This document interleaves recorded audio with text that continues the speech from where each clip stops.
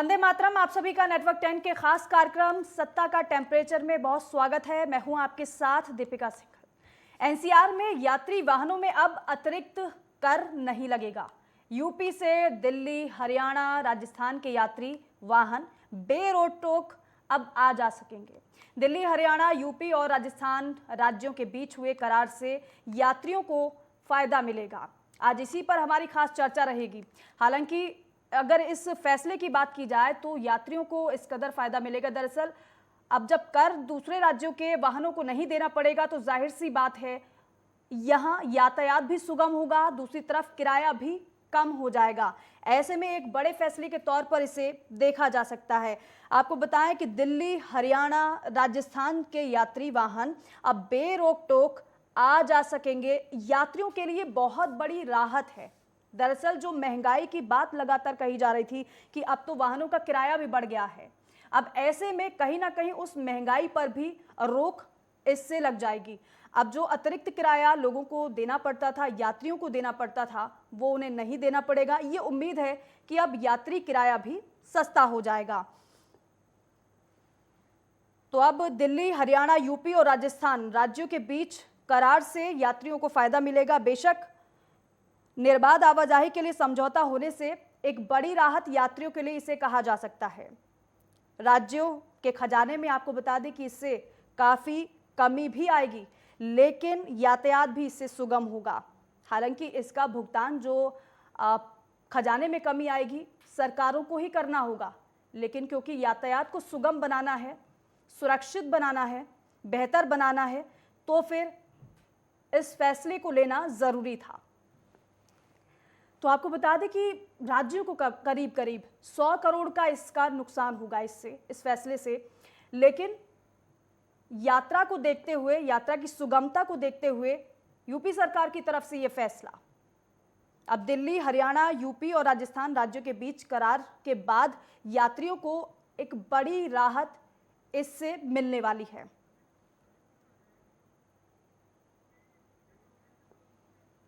और इसी पर आज हमारी खास चर्चा रहेगी और समझने का प्रयास रहेगा कि आखिर ये जो फैसला लिया गया है ये किस कदर कारगर साबित होगा। खास मेहमान हमारे साथ जुड़ चुके हैं।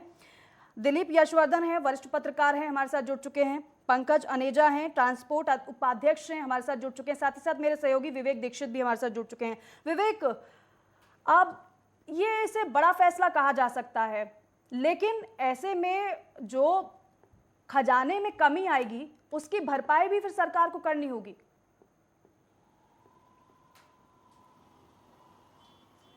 बिल्कुल, ये कहना गलत नहीं होगा। जिस तरीके से यूपी सरकार की तरफ से जो मंजूरी दे दी गई परिवहन विभाग की, तो उसको लेकर कहीं ना कहीं जो लोगों में एक खुशी की लहर है, जो कॉमर्शियल व्हीकल्स के जो मालिक है, वाहन स्वामी है, उनमें एक खुशी की लहर है। हालांकि ये बात तो तय है कि क्योंकि जिस तरीके से अगर ये माफ़ किया गया है तो कहीं ना कहीं राजस्व जो है उसमें कहीं ना कहीं कमी आएगी, तो सरकार को इस चीज़ को देखना होगा। हालांकि हमारे साथ सबसे बड़ी बात यह है कि दीपिका, जिस तरीके अगर हम बात की जाए उत्तर प्रदेश, अगर उत्तर प्रदेश से अगर कोई गाड़ी व्हीकल सरकारी कॉमर्शियल वाहन अगर दिल्ली की ओर जाता था तो उसको 3 जगह का टैक्स देना पड़ता था अगर गुरुग्राम तक जाना, क्योंकि उत्तर प्रदेश का तो दीपिका ऑलरेडी टैक्स देना ही होगा। उसके बाद दिल्ली का उसको टैक्स चुकाना होता था। अगर गुरुग्राम जाना हो तो गुरुग्राम का, हरियाणा का भी टैक्स उसको चुकाना होता था। हालांकि सरकारी तरफ से जो राहत की खबर आई, क्योंकि एक खुशी का माहौल है और यहाँ पर जो वाहन स्वामी है, देखिए सबसे बड़ी सरकारी तरफ से आप लोग को कहीं ना कहीं एक वो उपलब्धि हासिल हुई है, सरकार ने टैक्स फ्री कर दिया है। सर, किस तरह को देख रहे हैं आप? ये हमें बहुत खुशी का मामला है जी, क्योंकि हम पे हमारी गाड़ी का टैक्स टूटा हुआ था और हम सिर्फ पेरेंटी होने की वजह से, मतलब आर्थिक स्थिति खराब होने की वजह से जो हम इसका जमा नहीं कर पा रहे थे। लेकिन आज जैसे टैक्स की छूट मिली है, योगी सरकार ने हमारे लिए कदम उठाया, इससे हमें बहुत खुशी है और हमने अपनी गाड़ी का टैक्स जमा कर दिया छूट के साथ में। बहुत खुशी की लहर। योगी जी जिस तरह से टैक्स माफ किया है, कहीं ना कहीं एक खुशी की लहर है आप लोगों में। जो टैक्स आप लोग को 3 तरह देना पड़ता था, अगर यहाँ से हरियाणा जाना है तो आपको उत्तर प्रदेश का, फिर दिल्ली का, फिर हरियाणा का, तो उसको कैसे? फैसले का स्वागत है सर, मगर ये परमानेंटली जो ये पेनल्टी है ये माफ़ होनी चाहिए। ये लेट पेनल्टी है ना, ये अभी तो ये माफ़ हुई है ना सर, अब ये परमानेंट पेनल्टी माफ होनी चाहिए। नहीं, वो लेट की तो जो बात अलग है, वो लेट की तो देखिए वो अलग एक मुद्दा है। हालांकि जो टैक्स की हम बात कर रहे हैं, जो 4 राज्यों के टैक्स जो अभी 4 स्टेटों के जो माफ किए गए हैं, राजस्थान, हरियाणा, दिल्ली, उत्तर प्रदेश, तो उसको किस रूप में देख रहे हैं आप? सर, योगी जी ने इतना बढ़िया काम किया है, कोई गवर्नमेंट कर नहीं सकती इस काम को जितना योगी जी ने काम किया। हाथ जोड़ के निवेदन है योगी जी से, बहुत बढ़िया किया। जिन पे 2 लाख टैक्स था उन पर 80,000 पेनल्टी थी, वे एक 20 तो जमा कर लें। हमारे पे 60,000 38,000 टैक्स था, 22,000 पेनल्टी थी, हमने 38,000 रुपये जमा कर दिया। हमें तो बहुत अच्छा लगा जी, एकदम ही। क्योंकि एकदम से जो बोझ आता था कि अगर कहीं ना कहीं 2 लाख जमा करना है तो कहीं ना कहीं जो माफ हुआ है तो आप लोग के भी जो आर्थिक स्थिति खराब हो जाती थी जी, 2 लाख कितने लाएंगे कहाँ से। अब एक तो करके इधर से उधर से करके जमा कर दिया, बहुत अच्छा लगा। योगी जी ने इतना बढ़िया काम किया, हद से ज़्यादा। और हम फिटनेस पे भी आ रहे हैं, बहुत बढ़िया काम चल रहा है, आओ और अपना करा के ले जाओ। बिल्कुल। चाचा, कुछ और लोग भी हमारे साथ है। चाचा, जो टैक्स माफ़ किया गया है, जो अब उत्तर प्रदेश में भी माफ़ किया गया, दिल्ली ले जाएंगे, देखिए जिस तरीके से जो वाहन स्वामी है, खुशी की लहर है, आप लोग भी वाहन स्वामी है, तो उसको किस तरीके से देख रहे हैं आप? कोई फायदा नहीं है छोटे व्हीकल वाले को। इन पर टैक्सियों पर तो जब भी इतना नहीं था, कॉमर्शियल व्हीकल छोटे हैं उन पर प्रॉब्लम है। क्या प्रॉब्लम आ रही है? प्रॉब्लम ये है, छोटे व्हीकल जो छोटे हाथी हैं उनको वहाँ भी टैक्स देना पड़ता है, यहाँ भी टैक्स देना पड़ता है। नहीं तो उनका तो शायद वन टाइम का जो जैसे सीएनजी आती है तो वन टाइम का एक टैक्स देना पड़ता है, हालांकि वन टाइम का देना पड़ता है। वो एक स्टेट ले लेती है और लेकिन दूसरा स्टेट उनसे पैसा लेता है, बॉर्डर पर आने जाने में उनको दिक्कत होती है। नहीं तो अब ये तो हो चुका है ना कि अब तो दिल्ली और क्या बोलते हैं हरियाणा भी ये कहने की बात है, केवल कुछ भी फायदा नहीं हुआ। केवल ऑटो वाले हैं उनको थोड़ा बहुत होगा, नहीं तो किसी को फायदा होने वाला क्यों? ओला वालों को फायदा नहीं? ओला वाले आपके सामने खड़े हुए हैं, बस मालिक आपके सामने एक टैक्स दे रहे थे, उनको क्या ठीक दिक्कत है? विवेक, ओला वाले ठीक है, तो ठीक है, हम लौटेंगे। एनसीआर परमिट ठीक होता है, है लौटेंगे पहले से। विवेक। हम आपके पास, हमारे साथ पंकज जनेजा ट्रांसपोर्ट उपाध्यक्ष हैं, वो भी जुड़े हुए हैं। सर, बहुत स्वागत है नेटवर्क 10 पर आपका। अब ये जो फैसला लिया गया है और ऐसे में वाहन स्वामियों को थोड़ी राहत और इसके साथ साथ यात्रियों को भी बड़ी राहत इससे मिलने वाली है, आप इस फैसले को किस तरीके से देखें? कितना फायदा किसको होने वाला है? से हम तो स्वागत करते हैं योगी सरकार जी का। योगी सरकार जी ने जो काम किया, अच्छा काम किया, काफी सराहनीय काम है। योगी सरकार जो भी काम करी, काफी सराहनीय काम करी, हम देता है दिल से धन्यवाद कहते हैं। इनके साथ साथ एक हमारा और मैसेज देने का कर्तव्य है। जो भी हमारी गाड़ियां यहाँ से दूसरे राज्यों पे जाती हैं, वहाँ ब्यूरोक्रेसी का आलम इतना खराब है। जैसे सपोज करो यहाँ से गाड़ी हमारी ग्वालियर जा रही है, तो धौलपुर एक छोटा सा राज्य पड़ता है राजस्थान का, आगरा पार करते ही वहां पर प्रत्येक गाड़ी से शुल्क लिया जाता है वहां से क्रॉसिंग करने का। वहां पर सरकारी गुंडे खड़े हैं, हम उसको सरकारी गुंडे नाम इसलिए ले रहे हैं, वो बोलते हैं हम आरटीओ विभाग के आदमी हैं, और एक गाड़ी क्रॉसिंग कराने का, छोटी गाड़ी से बड़ी गाड़ी का 400 रुपए एक तरफ से लेते हैं, और वो गाड़ी जो वापसी आती है 400 रुपए वहां से लेते हैं। रोड टैक्स, गुड टैक्स माफ करने का कदम एक सराहनीय कदम है। उसके अंदर डेफिनेटली किराए भी कम होने चाहिए, लेकिन रोड टैक्स, गुड टैक्स इतना ज्यादा इम्पैक्टेड नहीं करते जितना ब्यूरोक्रेसी इम्पैक्ट करती है। आज जो भी गाड़ियां चलती हैं, वो टैक्सी हो, ओला हो, उबर हो या कमर्शियल वाहन हो, हर किसी को सुविधा शुल्क के नाम पर इस पूरे राज्य में शुल्क देना पड़ रहा है। इस शुल्क में योगी सरकार के बाद बहुत कमी आई है, आरटीओ विभाग बहुत सुधर गया है, लेकिन उसके बावजूद दूसरे राज्यों में या इंटर स्टेट ट्रांसपोर्टेशन में ये प्रॉब्लम रेगुलर आ रही है। सपोज कीजिए यहाँ से गुड़गांव जाना है, तो जब यहाँ से गाड़ी यूपी छोड़ेगी तो वहां पर बैरियर पे आदमी खड़े हैं आरटीओ के नाम पे जो पैसे की उगाही कर रहे हैं। इसका impact road tax, good tax से भी ज्यादा पड़ रहा है। आप उसको एलिमिनेट करो, रोड टैक्स, गुड टैक्स को एलिमिनेट मत करो। आप जो ब्यूरोक्रेसी है नहीं, जहाँ पर जो वाहन पंजीकृत है, अगर वो दूसरे, अगर जिन राज्यों के साथ करार हुआ है वहां पर वाहन पहुंचता है तो वहां पर उसको अतिरिक्त कर नहीं देना पड़ेगा, तो क्या वाहन स्वामियों के लिए अच्छी खबर नहीं है? बिल्कुल अच्छी खबर है। अतिरिक्त कर का मतलब ये होता है, हम रोड टैक्स, गुड टैक्स तो ऑलरेडी हम दे ही रहे हैं जिस भी राज्य में हम काम कर रहे हैं। इससे पहले का क्या नियम था कि जिस भी दूसरे राज्य में हमें एंट्री करना होता था तो उस राज्य का हमको एक कर देना पड़ता था। अब वो जो कर है हमको नहीं देना है, इसके लिए कदम तो सराहनीय कदम है ये, लेकिन ऑन द अदर हैंड हम कर देने में कभी भी नहीं डरते हैं। हम कहाँ डरते हैं? जहाँ पर हमको विभाग हमको डराता है, कोई अधिकारी हमको रोक के खड़ा हो जाता है, जी मैं आरटीओ विभाग से मेरे को 400 रुपए प्रति चक्कर दीजिए। अगर यहाँ से गाड़ी दिन में 5 बार आगरा का चक्कर मारकर आ रही है, एक या 5 गाड़ियां आगरा जा रही है, आगरा पार करके धौलपुर जा रही है, दूसरे राज्य में जा रही है, तो उसको वहां पर एंट्री करने का सुविधा शुल्क देना पड़ता है। ये सबसे खराब शुल्क है, और ये पूरे हिंदुस्तान की व्यवस्था खराब है, जिसको हमारी ऑल इंडिया मोटर एसोसिएशन ने कई बार उठाया गया, लेकिन उसका कभी भी कोई निर्णायक हल नहीं निकला है। टेम्परेरी तौर पे 10-20 दिन को बंद कर दिया जाता है, फिर दोबारा शुरू किया जाता है। पहले 300 रुपए चक्कर लेते थे, अब 400 चक्कर लेना शुरू कर देते हैं। सबसे खराब मुद्दा ये वाला मुद्दा है। आप टैक्स जो बंद किया है उसके तो मैं पहले सराहनीय कर रहा हूँ कि हमारे योगी सरकार जी ने बड़ा अच्छा कदम उठाया है। मोटर वालों को आज तक किसी ने सोचा नहीं है, केवल नितिन गडकरी जी के अलावा मोटर मालिकों के लिए किसी ने नहीं सोचा है। एक नितिन गडकरी जी हैं जो महाराष्ट्र गवर्नमेंट में बैठते हैं, नागपुर में है, राज्य मंत्री है, वो तो हमारे लिए सोचते हैं, लेकिन उसके बाद पहली बार ऐसा हुआ है कि श्री हमारे सीएम साहब ने हमारे लिए सोचा गया है, योगी आदित्यनाथ जी। चलिए, आप तमाम दिक्कतें तो गिना रहे हैं, लेकिन एक पहल की गई है जिसका स्वागत करना भी बहुत जरूरी हो जाता है। दिलीप यशवर्धन जी, 4 राज्यों के बीच जो करार हुआ है, यात्रियों को कितना फायदा इससे होने वाला है?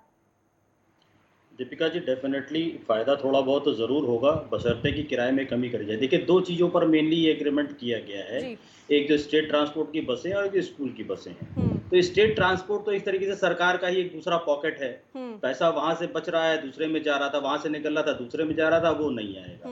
तो उससे गवर्नमेंट के शिखर पे बहुत फ़र्क पड़ेगा नहीं। और हाँ, अगर उसकी राहत ये किराए जो कम्यूटर्स होते हैं, पैसेंजर्स होते हैं, उनको दे देंगे तो पैसेंजर्स के लिए बहुत एक राहत होगा, लेकिन बहुत फर्क नहीं पड़ेगा क्योंकि बहुत हैवी टैक्स नहीं हुआ करता था और जो एस्टिमेटेड लॉस है वो 12 करोड़ का है। तो 12 करोड़ रुपए वो बहुत बड़े अमाउंट नहीं होता है। सरकार ने ये कदम उठाया, कदम सराहनीय है, लेकिन इतना बड़ा कदम नहीं है कि उसको बहुत अच्छी तरीके से देखा जाए। दूसरा, जो स्कूल बसेस पर ये रिलैक्सेशन दिया गया है, उससे पेरेंट्स को जरूर लाभ होगा। स्कूल के जो बसेस होते हैं, बस ओनर्स होते हैं, अगर वो अकॉर्डिंगली उस पैसे को कम कर देंगे तो अब ये तो सरकार देखने नहीं जा रही है कि वो पैसे कम हो रहे हैं कि नहीं हो रहे हैं। यहाँ तो पेरेंट्स को थोड़ा जागरूक होना पड़ेगा कि जब ये टैक्स आपके ऊपर से हट गया तो अकॉर्डिंगली आप उस टैक्स को हमारे जो मंथली चार्जेस आप लेते हैं उसमें से कम कर दीजिए। अगर वो कम कर देते हैं तब तो ये फायदा पेरेंट्स को पहुंचेगा, अदरवाइज ये फायदा सिर्फ और सिर्फ ओनर्स, जो ट्रांसपोर्ट ओनर्स हैं, जो बस ओनर्स हैं, उन तक ही रह जाएगा। और बेनिफिशियरी अगर प्राइवेट सेक्टर में कहेंगे तो केवल स्कूल बस वाले होंगे। स्टेट ट्रांसपोर्ट की बसों पे जो रिलैक्सेशन दिया गया उसका कोई बहुत फायदा नहीं। नहीं, लेकिन दिलीप जी, ये आप बता रहे हैं कि ज़्यादा फायदा नहीं होगा, लेकिन अनुमान तो ये भी लगाया जा रहा है कि सरकार को करीब 100 करोड़ का नुकसान भी होगा इससे, जिसकी भरपाई सरकार को करनी होगी। एक देखिए, मैंने कहा ना कि स्टेट ट्रांसपोर्ट जो है वो स्टेट का ही तो दूसरा पॉकेट है ना। आप एक पॉकेट से पैसा निकाले थे और दूसरे पॉकेट में डाल रहे थे, तो गवर्नमेंट एक्सचेकर पे कोई इतना फर्क थोड़ी पड़ रहा था। आप ही का बनाया हुआ एक दूसरा डिवीजन है, उस डिवीजन से आप टैक्स ले रहे थे, उस डिवीजन से टैक्स लेना आपने बंद कर दिया, तो इसमें नुकसान कहाँ हुआ? उस पॉकेट, इस पॉकेट में पैसा ना करके उस पॉकेट में बच रहा है। तो गवर्नमेंट एक्सचेकर पर जो स्टेट ट्रांसपोर्ट की बसें हैं उससे बहुत ज्यादा फर्क नहीं पड़ेगा, लेकिन जो प्राइवेट बस ओनर्स को, जो स्कूल की बसें चलाते हैं, स्कूल के बच्चों को लेकर के आते जाते हैं, उनको जो रिलैक्सेशन किया गया वो सरकार को नुकसान जरूर होगा। और वो जो बेनिफिट हो रहा है, वो बेनिफिट अगर पेरेंट्स को पास ऑन हो रहा है बस ओनर्स के द्वारा, तब तो पेरेंट्स को फायदा होगा, अदरवाइज सरकार को नुकसान होगा और बस ओनर्स को फायदा होगा। बिल्कुल पंकज जी, अब वाहन स्वामियों को तो फायदा इससे हो रहा है, लेकिन अब जो यात्री हैं वो भी उम्मीद की निगाहें लगाए बैठेंगे कि अब किराया भी सस्ता हो जाएगा। बिल्कुल, किराया सस्ता होना चाहिए। जो भी बस ओनर है या ऑटो चालक है या ओला उबर चालक है, जितना बेनिफिट होता है करना चाहिए, लेकिन थोड़ा सा हमारा ये भी कहना है कि इसका जो इम्पैक्ट रहता है ना, वो डीजल में, टोल टैक्स में ज्यादा रहता है। जैसे आज हम वाहन मालिक हैं, कितने प्रकार के टैक्स भरते हैं, हम रोड टैक्स भरते हैं, हम गुड टैक्स भरते हैं, इसके अलावा हम एक टोल टैक्स भी भरते हैं। जो टोल टैक्स पहले के बनस्पत 3 साल से बनस्पत अब मतलब 25 से 30 गुना बढ़ गया है। पहले हमारा एक जगह के आने का टोल टैक्स उसके लिए 300 लगता था और 3000 रुपए लगता है। मतलब कई जगहों पे 100 गुना टोल टैक्स बढ़ गया है। मैं पिछले 25 साल से इसी व्यापार में हूँ। तो जो किसी जगह का दूरी, जैसे हम सपोज यहाँ से 1000 किलोमीटर की दूरी जाते थे और वापस आते थे तो 2500 रुपए का टोटल लगता था। वही टोल टैक्स 16,000 16,500 का हो गया।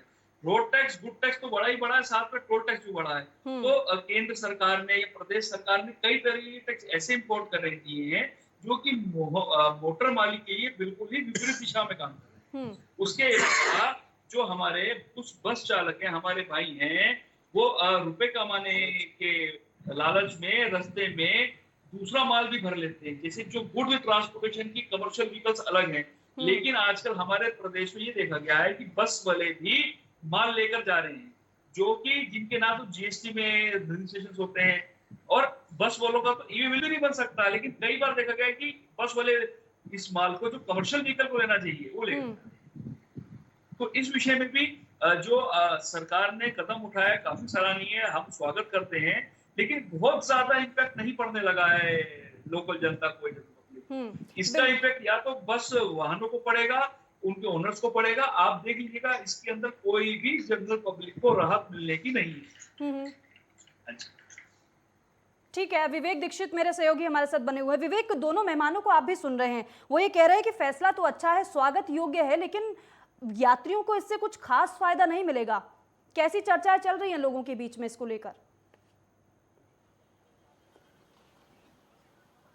बिल्कुल, मैंने देखिए यहाँ पे अगर बात करें कि गौतम बुद्ध नगर के जो AR2 हैं, सियाराम वर्मा से भी अभी हमारी बात हुई थी। हालांकि देखिए इसमें सबसे बड़ी बात यह है, जो अभी तो पहल की जो शुरुआत की गई उसको तो स्वागत करना होगा, क्योंकि जिस तरीके से शुरुआत है, चीजें एकदम से नहीं बदल जाती है दीपिका, उसको बदलने में टाइम लगता है। हालांकि ये पहल की शुरुआत है। हालांकि अगर हम बात करें सवारियों को, तो सवारियों को जैसे कि अगर 7 सीटर गाड़ी है, 5 सीटर गाड़ी है, तो अगर यहाँ से दिल्ली जाती थी तो उसमें एक सीट पर जो सीट होती है, सीट गिनी जाती है 1, 2, 3, 4, तो उससे लेकर जैसे एक सीट पर 30 रुपए लगता था एक्स्ट्रा चार्ज। तो उसको लेकर कहीं ना कहीं जो ओला ड्राइवर हैं उनको भी एक खुशी की लहर है, क्योंकि अगर सवारियों को पैसा बचेगा तो कहीं ना कहीं जो ओला चालक है, जो वाहन स्वामी है, उनमें भी एक खुशी की लहर है कि हालांकि उनको ज्यादा सवारियां मिल सकेगी। क्योंकि जो मिडिल क्लास फैमिली है वो तो या तो ऑटो से सफर करती है या तो भी ई-रिक्शा से सफर करती है। हालांकि जिस तरीके से ये जो बात आई है सामने, तो कहीं ना कहीं यात्रियों को भी फायदा होगा। अगर आप जैसे दिल्ली से अगर आपको आना है नोएडा की तरफ, तो 400 से 500 का किराया सवारी को भरना पड़ता था, और जो ओला कैब ड्राइवर थे वो चार्ज करते थे, जो बड़ी बड़ी कंपनियां थी। हालांकि उसमें कहीं ना कहीं 100 से 200 रुपए कम होंगे, कहीं ना कहीं जो यात्रियों के पॉकेट बचेगी। तो कहीं ना कहीं जो एक ये कार्य है वो सराहनीय कार्य है। आगे भी जो चीजें हैं, क्योंकि कोई चीज एकदम से नहीं ठीक होती है, धीमे धीमे ही उसमें परिवर्तन होता है दीपिका। बिल्कुल परिवर्तन होता है, आप ये कह रहे हैं। लेकिन दिलीप जी, 4 राज्यों को लेकर ही केंद्रित करने की क्या वजह आपको समझ आती है? तो जो NCR रीजन में किया गया, NCR से एडजॉइनिंग जितने भी राज्य हैं उनमें किया गया है, इसका कोई विशेष रीजन नहीं है। बेसिकली जो उत्तर प्रदेश सरकार है वो NCR को ये बेनिफिट देना चाहती थी, तो NCR से एडजॉइनिंग जो रीजन हैं, जो स्टेट्स आते हैं, उनके साथ ये एग्रीमेंट करके इसको आगे बढ़ाया गया है, ताकि यहाँ जो चूंकि फ्रीक्वेंट है, सारे बॉर्डर्स जुड़े हुए हैं, दिल्ली और गाजियाबाद सिर्फ एक रोड का फर्क है। इसी तरीके से गाजियाबाद दिल्ली से जब आप गुड़गांव जाते हैं तो वहाँ कोई बॉर्डर नहीं है, बस आपने 1 फीट आगे बढ़ गए तो आप हरियाणा पहुंच गए, 1 फीट पीछे आ गए तो आप दिल्ली में रह गए। इसी तरीके से राजस्थान का एडजॉइनिंग एरिया है। तो ये जितने भी सराउंडिंग स्टेट्स हैं उनके साथ ये एग्रीमेंट करके इस बात को आगे बढ़ाया गया है, वहाँ के लोगों को बेनिफिट देने की कोशिश करी गई है। बट आई स्टिल डाउट कि जो जनरल पब्लिक है उसको इसका बेनिफिट पास ऑन नहीं होगा।